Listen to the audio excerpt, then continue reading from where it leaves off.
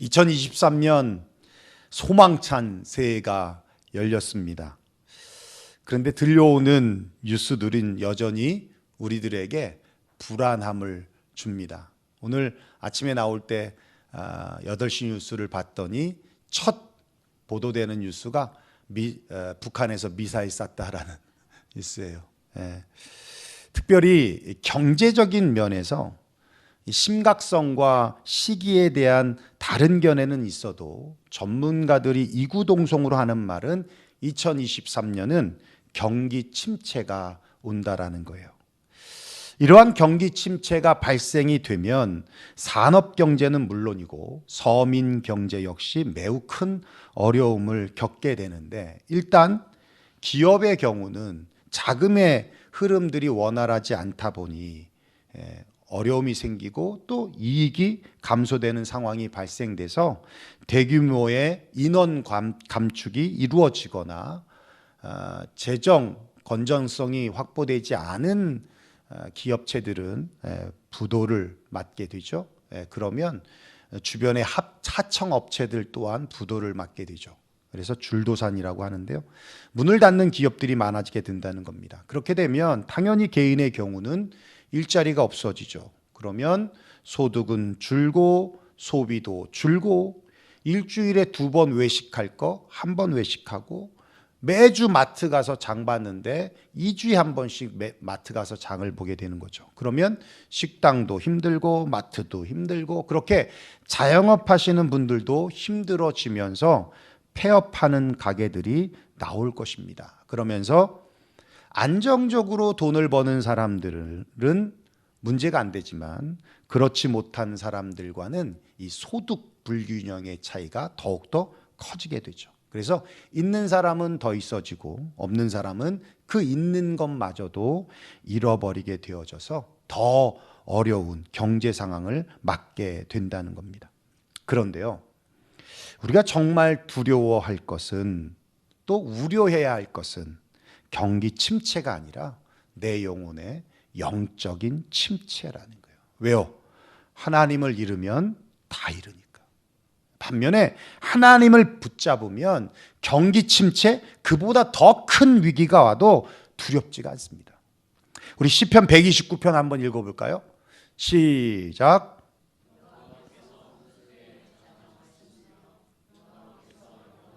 왕으로 좌정하시도다.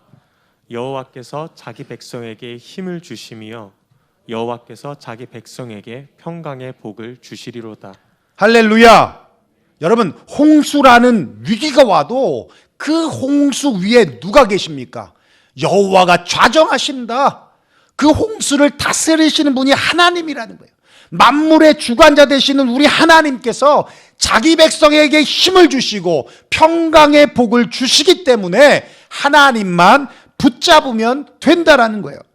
요한삼서 1장 2절인데요. 여러분 잘 아는 말씀이죠. 우리 한번 크게 읽어볼까요? 시작. 사랑하는 자여, 내 영혼이 잘됨 같이 내가 범사에 잘되고 강건하기를 내가 간구하노라. 그렇습니다. 사랑하는 자여, 내 영혼이 잘 되면, 영혼이 먼저 잘 되면 범사가 잘 된다는 거예요. 그리고 강건하여진다. 여러분 믿습니까? 예, 이게 최우선입니다. 최우선. 그렇다면 2023년 영적인 침체가 아니라 영적인 부흥을 이루기 위해서 우리가 지금 해야 할 일이 무엇인가? 오늘 본문은 우리에게 아주 분명한 말씀을 제시해 주고 있어요. 우리 8절인데요. 우리 한번 읽어보겠습니다. 시작. 다니엘은 뜻을 정하여 왕의 음식과 그가 마시는 포도주로 자기를 더럽히지 아니하리라 하고 자기를 더럽히지 아니하도록 환관장에게 구하니. 예, 오늘 본문에 등장하는 다니엘과 같이 뜻을 정하는 거예요. 거룩한 뜻을 정하는 겁니다. 우리 함께 따라합시다. 뜻을 정하라. 뜻을 정하라. 뜻을 정하는 거예요. 세계 역사의 분수령이 된 4번의 전투가 있습니다. 첫 번째는 페르시아와 그리스의 전투예요. 역사의 중심이 중동에서 이제 발칸 쪽으로 옮겨지는 계기가 되었습니다. 두 번째가 십자군 전쟁이에요. 기독교와 이슬람의 분리뿐만 아니라 이 동방 사상이 서방에 유입되어지는 계기가 되었고요. 세 번째가 여러분 잘 아는 워털루 전투, 나폴레옹의 몰락을 맞게 하는 그런 전투였습니다. 그리고 네 번째 전투가 성경에 기록되어 있는 갈그미스 전투입니다. 이 지도를 보시면 여러분 아시겠지만 갈그미스라고 하는 그 지역은 지금의 시리아 영토와 튀르키예, 터키죠. 튀르키예 국경과 인접되어 있어서 유프라데스 지역으로 오가는 관문이기도 하고요. 전략적 요충지이고 또 교역, 상업의 중심지이기도 했습니다. 그러다 보니까 열강의 각축지가 되어서 엄청난 영토 전쟁이 그 지역에서 계속 있었다라는 거예요. 여러분들이 잘 아시겠지만 북왕국 이스라엘은 722년에 아수르라고 하는 나라에 멸망을 당했습니다. 세계 최강이라고 자부했던 아수르라는 그 나라가 신흥 강국, 지금으로 말하면 이라크죠. 이라크라고 하는 그 지역에서 신흥 강국인 바벨론이 급부상하면서 아수르를 몰아내는데 아수르의 수도가 니느웨잖아요. 그 니느웨를 점령해버리고 어디까지 그 아수르라고 하는 민족을 몰아내냐면 아까 말씀드린 갈그미스라고 하는 지역까지 밀려 내려오게 돼요. 더 이상 버틸 힘이 없자 아수르는 애굽에 동맹을 요청합니다. 연합을 요청하죠. 그러자 애굽의 입장에서도 바벨론이 자꾸 아수르를 무너뜨리면 분명히 이스라엘 쪽으로 내려올 것이고 그럼 자기들도 위협을 느낄 수 있다고 생각해서 연합을 결성합니다. 그리고는 바로느그라고 하는 왕이, 애굽 왕이 원정대를 이끌고 올라가죠. 올라갈 때 지도 보시면 아시겠지만 당연히 이스라엘을 통과해야 되잖아요. 그 당시에 이스라엘을 남유다를 다스렸던 왕이 16대 왕인 요시야 왕인데 요시야는 아주 선한 왕이에요. 그리고 다윗과 같이 아주 잘 통치했던 왕입니다. 그래서 하나님이 남유다를 지켜주셨어요. 뭐 남유다나 북왕국이나 힘이 있겠습니까? 그런데 북왕국은 일찍 멸망했어도 남유다는 하나님께서 지켜주셨습니다. 그런데 여러분 아시겠지만 남유다가 북왕국이 아수르의 멸망을 당했잖아요. 당연히 아수르와 감정이 안 좋죠. 근데 바벨론이 아수르를 치니까 당연히 아수르가 멸망되기를 바라고 있었죠. 그래서 애굽이 올라가고 있을 때 요시야가 무깃도라는 곳에서 애굽 원정대를 가로막습니다. 그리고는 거기서 한판 전쟁을 벌이죠. 당연히 이스라엘 남유다가 집니다. 그때 요시야 왕이 전사를 해요. 죽습니다. 그리고는 원정대를 계속 끌고 가서 갈그미스에 가서 이 바벨론과 또 아수르와 연합해서 싸우는데 결국은 패배를 합니다. 그게 1차적 패배예요. 그리고는 씁쓸하게 패전을 안고 내려가는데 역시 이스라엘을 지나쳐 가야 되겠죠. 그때 그 당시에 요시야 왕 다음으로 여호아스라고 하는 첫째 아들이 왕을 이어갔는데 그를 잡아갑니다. 그리고 애굽에서 죽여요. 죽이고는 그의 둘째 아들인 엘리야김을 여호와김으로 계명시키면서 그를 왕으로 세웁니다. 여러분 푸틴이 우크라이나를 왜 침공했습니까? 그 땅 다 먹으려고요? 아니요. 친러 세력을 거기에 심어 놓으려고 했던 것이죠. 그러면 당연히 러시아 입장에서는 뭐 손대지 않아도 알아서 친러 정책을 펼칠 거니까 그와 똑같은 것입니다. 그래서 애굽에서 통제를 받을 수 있도록 애굽의 통제를 받을 수 있도록 그러다가 애굽이 다시 갈그미스로 올라가서 2차 전투를 해요. 바벨론과 또 패하게 되면서 이젠 자연스럽게 애굽은 이제 남쪽에서 찌그러져 있는 이빨 빠진 2인자 역할을 하게 되죠. 그러면서 세력이 점점 바벨론은 확장이 돼서 남유다를 침공하게 됩니다. 그러면서 귀족을 포함한 엘리트 100명 정도를 포로로 잡아가는데 그때 잡혀왔던 포로 중에 우리가 아는 바로 다니엘이 포함되었던 거예요. 그 후에 바벨론은 두 번 더 침공을 하고 결국은 586년에 남유다도 멸망을 하게 됩니다. 오늘 본문은 그런 배경에서부터 시작이 되는데 1절과 2절을 보면 이렇게 말씀하고 있어요. 유다 왕 여호야김이 다스린 지 3년이 되던 해에 바벨론 왕 느부갓네살이 예루살렘에 이르러 성을 에워쌌더니 주께서 유다 왕 여호야김과 하나님의 전 그릇 얼마를 그의 손에 넘기심에 그가 그것을 가지고 신할 땅 자기의 신들의 신전에 가져다가 그 신들의 보물 창고에 두었더라 그랬어요. 여러분, 여호야김은 어떤 왕이냐? 지난번 예전에 말씀을 드렸죠. 율법책을 찢어버려 불에 태운 왕입니다. 예레미야 22장에 보면 유다 왕 여호야김이 어떤 인물이었는가를 설명해 주는데, 탐욕과 무지한 피를 흘림과 포악했던 악한 왕이었다라고 설명해 주고 있어요. 그러면서 하나님께서 느부갓네살 왕을 통해서 바벨론이라는 그 왕을 통해서 남유다를 심판하셨다는 겁니다. 그래서 오늘 본문도 말씀하시죠. 2절에 그럽니다. 그의 손에 넘기심에, 그의 손에 넘기심에. 여러분, 역사의 평가는 힘의 논리로 기록되어지죠. 그래서 남유다가 힘이 없어서 이집트와 바벨론 두 사이에 이리저리 끌려다니는 것처럼 보일지 몰라도 결국은 뭡니까? 멸망한 아수르도 애굽도 바벨론도 다 하나님의 그냥 심판의 도구였을 뿐입니다. 결코 남유다가 힘이 없어서 포로가 되어지고 노예가 된 것이 아니라는 것이죠. 우리가 잘 알지만 아수르의 사네립이라는 왕이 남유다, 그 조그만 남유다를 먹으려고 예루살렘, 그 조그만 예루살렘을 18만 5천 명을 데리고 와서 포위를 했습니다. 그런데요, 하루아침에 그냥 하루아침이에요. 남유다의 칼로 죽은 게 아닙니다. 하루아침에 몰살이 돼버려요. 몰살이 돼버려요. 이게 굉장히 큰 타격을 얻게 되어서 아수르가 급격히 힘이 저하가 됐던 것이죠. 그렇게 결코 힘이 없어서 바벨론에 먹힌 것이 아니라 하나님의 심판이었다는 거예요. 그 하나님의 심판이 임하는 그곳에 다니엘과 세 친구가 지금 포함되어 있다는 겁니다. 우리 3절부터 5절 볼까요?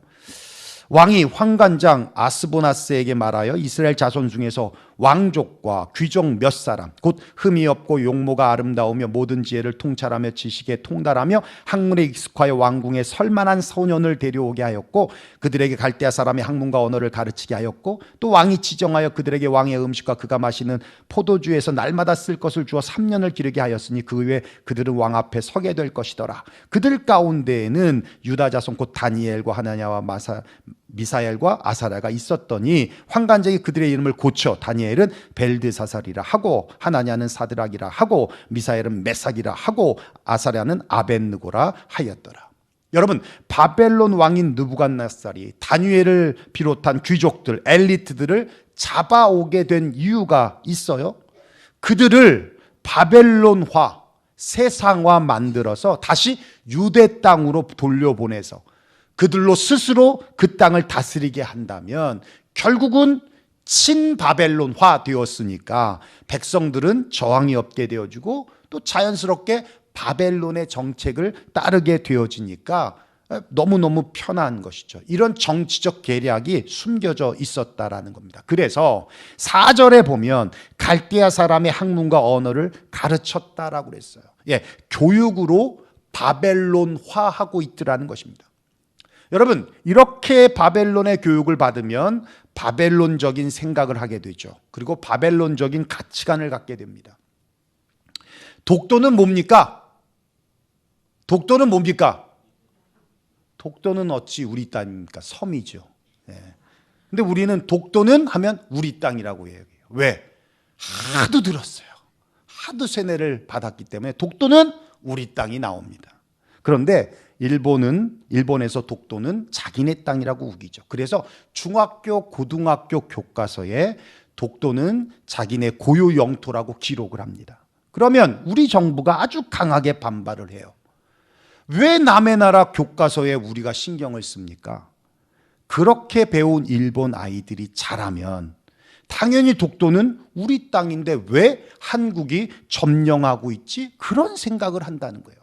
그러면 내 땅인데 한국이 점령하고 있으니까 그걸 다시 찾아와야겠다라는 생각을 갖게 되면서 자연스럽게 전쟁을 일으킬 수 있기 때문이라는 거예요. 그래서 우리가 뭘 배우느냐, 우리가 어떻게 배우느냐는 굉장히 중요한 것입니다. 그래서 바벨론에 교육을 시켰던 거예요. 5절에 보니까 왕이 지정한 음식을 먹게 했다. 뭐예요? 식생활의 변화이죠. 라이프 스타일의 변화를 말하는 겁니다. 7절에 이름을 바꾸죠. 다니엘은 벨드사살, 미사엘은 메삭, 하나냐는 사드락, 아사랴는 아벳느고. 다 뜻이 다 바벨론 왕과 바벨론 신들에 대한 내용들로 다시 바꿔버린다는 거예요. 여러분, 우리가 일제가 우리나라를 점령했던 시기가 있었죠. 그때 그들이 했던 행태가 뭐였습니까? 이름을 바꾸는 거였어요. 그래서 우리 할머니, 돌아가신 저희 할머니도 아사코라는 이름이 있었어요. 그렇게 이름을 하나씩 일본 이름을 갖고 계셨어요. 이게 민족 말살전책이죠. 여러분, 이름이 바뀌면 완전히 정체성이 바뀌어지는 겁니다. 성경에서 바벨론은 언제나 무엇을 상징해요? 세상을 상징합니다. 그 말은 우리가 세상에 물들어가는 과정, 세속화, 세큘러 되어지는 과정도 다르지 않다라는 거예요. 먼저 세상의 가치관을 따르죠. 여러분, 테레비를 보고요, 드라마를 보고 예능을 보는데 우리가 분별력 없이 아무 생각 없이 그냥 보지만 거기에는 반기독교적인 내용들이 너무너무 많죠. 근데 우리는 신경 안 쓰고 봐요. 나도 모르게 거기에 내 가치관이 바뀌어지는 거예요. 나도 모르게, 자연스럽게. 그렇게 세상의 가치관을 따르고 그 다음엔 세상의 라이프를 즐기고요. 그 다음엔 크리스찬이라고 하는 이름을 버리고 완전히 세상의 이름을 가지고 살아가게 된다는 거예요. 그래서 나는 에브리데이 크리스찬입니다가 아니라 나는 그냥 세상 사람입니다가 되는 것입니다. 포로들에게 바벨론은 두려움의 대상인 것처럼 크리스찬들에게도 세상은 만만치 않습니다. 교회 젊은이들이 사라지고 있고요. 주일학교가 텅텅 빌 만큼 그렇게 매력적인 곳이 세상이기 때문에 만만치 않다는 것입니다. 그래서 예수님도 마태복음 10장에 보면 제자들을 세상에 파송하실 때 이렇게 말씀하세요. 내가 너희를 보냄이 양을 이리 가운데 보냄과 같다라고 말씀하시면서 제자들에게 뱀같이 지혜롭고 비둘기같이 순결하라라고 말씀하고 있습니다. 그 말씀은 무엇이에요? 세상이 어떤 곳이라는 겁니까? 양을 잡아먹는 이리가 득실되는 곳이 바로 세상이라는 겁니다. 또 유언의 말씀으로 요한복음 16장 33절에 말씀하고 있어요. 너희가 세상에서 환난을 당하나 담대하라, 내가 세상을 이기었노라. 여러분, 세상이 어떤 곳이라는 거예요? 환난을 당하는 곳이라고 말씀하고 있더라는 겁니다. 그럼에도 불구하고 성경은 세상을 등지라고 말씀하지 않았어요? 세상에서 도망치라고 말씀하지 않았어요? 세상에서 살지 말라고 말씀하지 않았습니다. 오히려 세상 속으로 들어가라고 말씀하고 있어요. 마태복음 17장에 변화산이라고도 하고 헬몬산이라고 일컬어지는 그 산에서 예수님의 얼굴이 해같이 빛나게 되어지는, 변형하게 되어지는 모습을 베드로가 봤습니다. 그 모습을 보고는 예수님 여기 초막셋을 짓고 여기서 삽시다 라고 얘기를 해요. 그러자 주님이 됐다 이 사람아. 그리고 그들을 다시 이끌어서 세상으로 내려옵니다. 마태복음 28장에 승천하시면서 제자들에게 당부의 말씀 또한 그러십니다. 너희는 가서 모든 족속으로 제자를 삼으라. 어디를 가요? 세상으로 가는 거예요. 믿지 아니하는 자들에게 들어가라는 것이죠. 아버지와 아들과 성령의 이름으로 세례를 주라. 복음을 전하고 그들에게 세례를 주라고 말씀하고 있습니다. 주님이 원하시는 것은 세상과 격리되고 분리되는 삶을 원하는 것이 아니라 세상 속으로 들어가라라고 말씀하고 있다는 거예요. 왜 이리와 같은 세상으로, 왜 환난이 기다리는 세상 속으로 들어가라고 말씀하고 있습니까? 그 세상 속에서 하나님의 뜻이 이루어지기 때문에. 그 세상 속에서. 그렇습니다. 유다는 하나님의 심판으로 멸망을 받았습니다. 그래서 다니엘은 불행하게도 포로로 잡혀왔습니다마는 다니엘은 그 바벨론이라는 그 세상 속에서 은혜의 씨앗으로 자라고 있는 거예요. 은혜의 씨앗으로. 그래서 예레미야 24장 5절로부터 7절에 보면 그 말씀을 해요. 우리 한번 여러분의 목소리를 읽어볼까요? 시작. 이스라엘의 하나님 여호와께서 이와 같이 말씀하시니라. 내가 이곳에서 옮겨 갈대아인의 땅에 이르게 한 유다 포로를 이 좋은 무화과 같이 잘 돌볼 것이다. 이렇게 말씀하시죠. 갈대아 땅으로 이르게 했지만 유다 포로를 어떻게 하신다고요? 좋은 무화과 나무와 같이 잘 돌볼 것이라는 거예요. 좋은 무화과 나무와 같이. 자, 그 다음 읽어볼까요? 시작.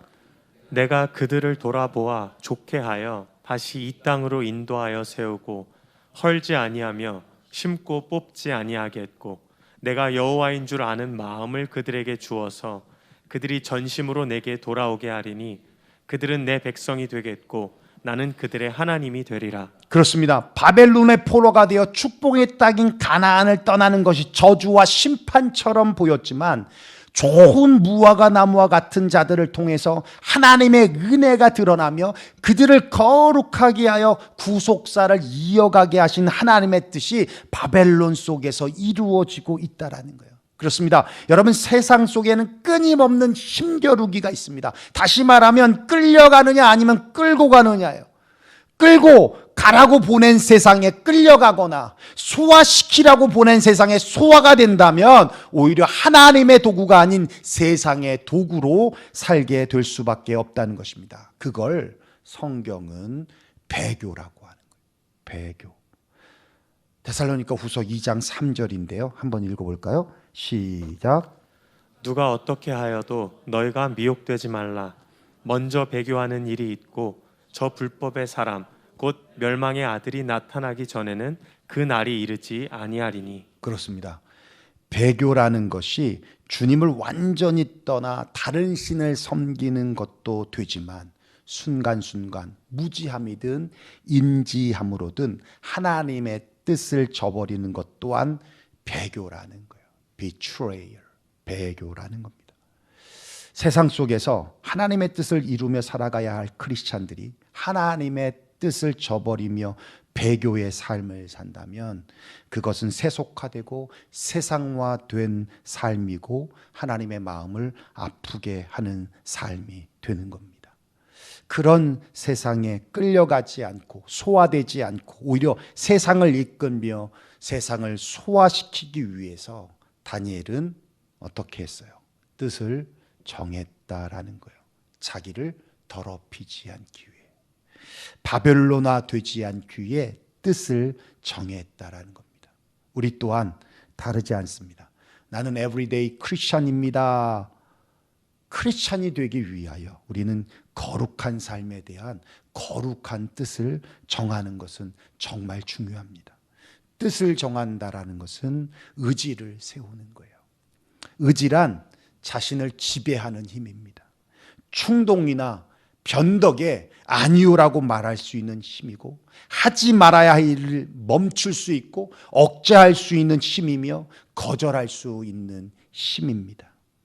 뜻을 세우라는 것은 곧 힘을 모으라는 거예요.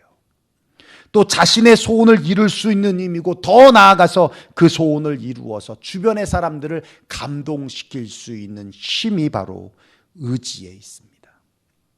여러분, 거룩한 삶에 대한 거룩한 뜻을 정하십시오. 기분 내키는 대로, 마음 닿는 대로 신앙생활 하시면 안 됩니다. 성경 보고 싶을 때 보고, 기도하고 싶을 때 기도하고, 예배 드리고 싶을 때 예배 드리고. 문제는 1년에 이런 마음이 몇 번 없다는 거예요. 문제는. 감정에 의해서 신앙생활을 해서는 안 되는 겁니다. 뜻을 정하십시오. 거룩한 뜻을 정하십시오. 그리고 믿음으로 도전해 보십시오. 그러면 세상에 끌려가는 인생이 아니라 세상을 주께로 이끌어가는 인생이 되게 될 줄로 믿습니다. 그럼에 있어서 2023년 우리 교회가 두 가지의 뜻을 정했어요. 함께 해야 할 무브먼트입니다. 첫째는 여러분 다니엘이 정해놓은 시간에 기도했던 것처럼 주일을 빼고 매일 정해진 시간에 기도하는 것입니다. 우리 지난번 최강규 선교사님 간증을 들으셔서 아시겠지만 어떤 시간이든 좋습니다. 밤 9시든 낮 12시든 알람 맞춰놓고 그 알람이 열리면 그 시간에 기도하는 거예요. 최강규 선교사님 모셔서 제가 식사 대접을 했을 때 11시 반에 식당에서 만났어요. 소문난 집에서. 같이 식사를 하는데 12시에 알람이 울리더라고요. 그러더니 갑자기 기도하자는 거예요. 장 목사님 기도합시다. 기도했어요. 한 1분 조금 넘게 기도했나? 저를 위해 기도해 주시고 나라와 민족과 또 국가를 위해 기도하시고 저를 위해 기도하니까 좋잖아요. 그 기도 끝나고 제가 말씀을 드렸죠. 목사님 왜 갑자기 기도하셨어요? 그랬더니 자기는 12시에 시간을 맞춰놓고 무엇을 하든 누구를 만나든 그 시간엔 꼭 기도를 하는데 나라와 민족을 위해서 기도하신다는 거예요. 그걸 지역교회, 그러니까 도미니카 연합 지역교회들이 함께 연합해서 이렇게 정해진 시간에 기도를 한다는 겁니다. 그거를 그 말씀을 하시고는 제가 너무 은혜가 돼서 우리 교회도 우리가 함께 이 무브먼트를 같이 했으면 좋겠다. 그 전에 사실은 벌써 이 표는 나와 있었던 상황이었거든요. 그래서 달력 제작이 벌써 되어진 상황이었기 때문에 우리가 에브리데이 크리스찬입니다라고 하는 이 크리스찬의 정체성을 우리의 삶이 어떻게 드러날까를 고민하고 있는 중에 최강규 선교사님이 그러시니까 이거다라는 생각이 딱 들더라고요. 여러분 아시겠지만 모슬렘의 사람들은요 하루에 5번씩 기도합니다. 메카를 보고. 그렇죠? 여러분 아시죠? 제가 우리 사모랑 결혼해서 신혼여행을 말레이시아를 갔는데 말레이시아는 이슬람 국가잖아요. 관광회사를 통해서 가니까 당연히 쇼핑몰에 가죠.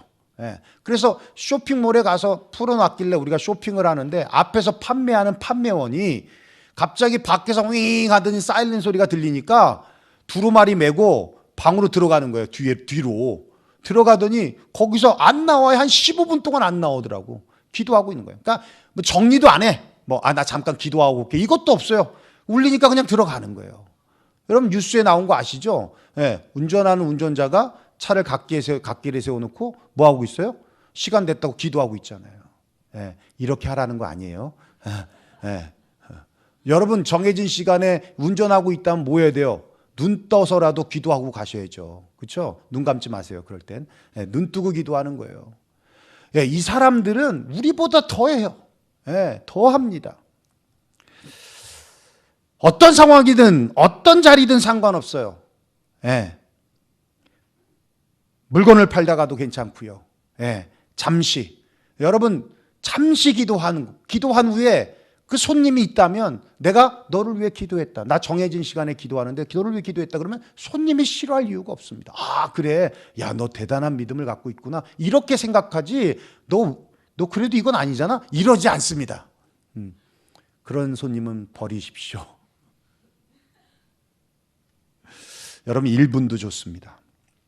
1분도 좋고요. 잠자기 전에도 좋고요. 여러분 아침 시간도 좋습니다. 알람 맞추십시오. 월요일부터 토요일까지 맞추십시오. 그리고 울리면 하십시오.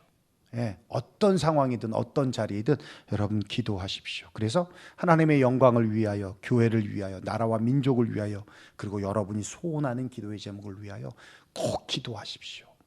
이걸 우리가 함께 했으면 좋겠어요. 그래서 우리 성도들 많지 않지만 매일 교회를 생각할 수 있도록, 기도를 통하여 교회를 생각하고 하나님을 생각하고 나라를 생각하고 또 여러분이 하나님 앞에 구하고 있는 것이 무엇인지 모르지만 그거를 바라보며 하나님의 응답을 기다리는, 이렇게 우리가 한다면 정말 하나님께서 기뻐하시고 또 우리의 정체성이 세상 속에 잘 드러나고 나타나게 될 줄로 믿습니다. 두 번째는 공동체 성경 읽기인데요. 제가 구체적으로 나중에 세미나를 통해서 말씀을 드리겠습니다. 앱이 있어요. 공동체 성경 읽기라고 하는 앱이 있는데 여러분 유튜브를 들어가 보시면 CGN TV에서 매일같이 올려요. 매일같이. 그리고 앱에 다 기록되어 있습니다. 플랜도 있어요. 매 주마다 읽는 플랜도 있고요. 매일 읽는 플랜도 있고요. 성경을 1년에 완독하는 프로그램도 있어요. 그게 앱에 깔려 있습니다. 근데 매일같이 올리는 그 CGN 그 영상을 보면 매번 게스트가 바뀌어요. 유명한 목사님 또 장로님 간증하시는 분들 해가지고 그날 읽을, 예를 들면 다니엘서 1장부터 2장까지 본다면 다니엘서 1장 2장에 대한 내용들을 이렇게 정리해서 알려주시고 게스트를 통해 알려주시고 그리고 드라마 바이블을 성경을 통해서 이렇게 청취하게 합니다. 그러면 자연스럽게 입체적으로 성경을 입체적으로 듣게 돼요. 예. 그게 아무것도 아닌 것 같아도요. 제가 예전에 신학교 다닐 때 성경 속독 읽기라고 하는 프로그램이 있거든요. 일주일 동안 들어가면요. 일주일 동안 성경만 보는데 속독으로 보는 거예요. 속독으로 보면 일주일 동안 성경을 다 읽어요. 싹 다 읽습니다. 근데 처음에 딱 들어가서 하는데요. 안 들리죠. 안 들리죠. 예. 태초에 천지를 창조하시니 이게 곱하기 3 그 정도 수준이에요. 읽는 스피커들도 얼마나 훈련이 잘 됐는데 틀리지도 않아요. 엄청 빠르게 읽어요. 처음에 안 들려요. 근데요, 그걸 계속 들으니까 그냥 들려요. 들려서 머릿속으로 들어가요. 야, 신기하죠?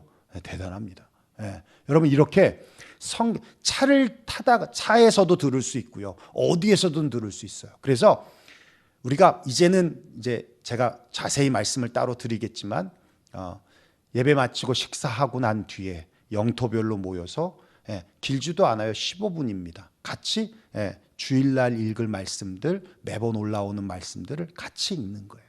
읽고 그리고 그 말씀을 같이 쉐어링하는 거예요. 어렵지 않습니다. 자연스럽게 한 단어의 은혜를 받았으면 그 한 단어 쉐어링하는 거예요. 거기에 질문이 생기면 그 질문 가지고 같이 이야기하는 겁니다. 이렇게 교회적으로 거룩한 뜻을 정했듯이 여러분 주님 앞에서 주님의 영광을 위한 거룩한 뜻을 정하십시오. 경기 침체 두렵지 않습니다. 오히려 우리가 두려워할 것은 영적인 침체입니다.